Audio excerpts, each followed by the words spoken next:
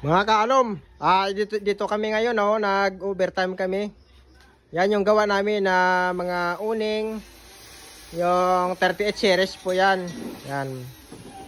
Bali, ang ginagawa namin ngayon, tapos nakating yung mga panel, nagko-cover na lang. So, yan. Yan po. Tapos, may kasama pa po yan na itong pinto niya, no, na customize. Yan, napakaganda yan. Customize po ito siya. Ito yung 1 3/4 by 3 na tubular. Tapos ito 1 3/4 by 1 3/4. Tapos dito po lagyan po yan dito ng YP200. Tapos dito yan yung white po yan siya na cladding. Tapos may glass. Tapos ito rin po yung grills po namin na pinapabricate din. Di pa siya tapos. Yan. Bali, ang gawa po namin ito sa Bacoor Gym. Yan, yung design namin. Bali, full weld pa po yan siya. Yan. Kasi hindi pa siya na full weld, pero tapos na siya fabricate.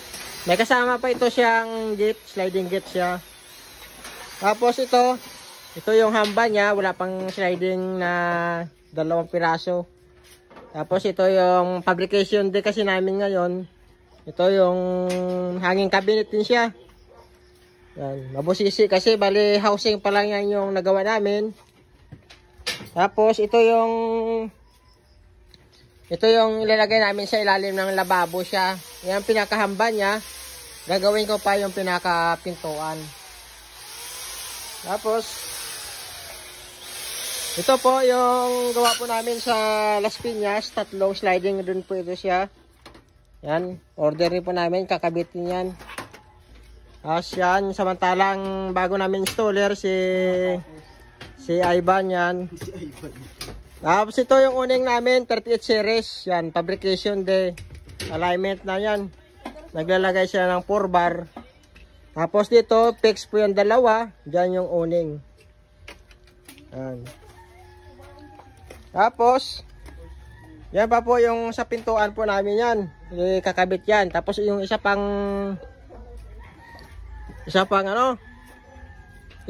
cabinet namin. Tapos punta pa tayo doon sa isang fabrication po namin.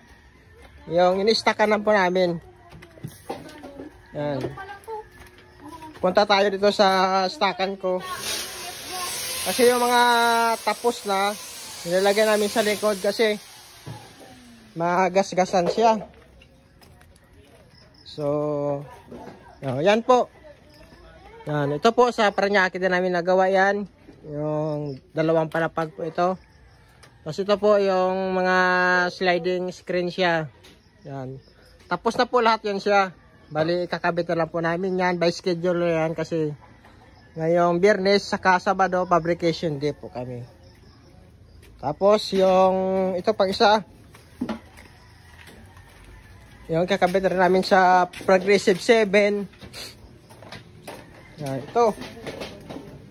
O yan. Ito, Progressive 7 ito siya. Bali, ang glass po nito, reflective bronze. Tapos ito yung mga pang cover. Tapos yan yung, ito na lang yung natitira na, na bintana sa kakabit namin sa Parañaque kasi na mislok ako sa sukat kaya sumablay. Kaya ito yung ipapalit ko na frame.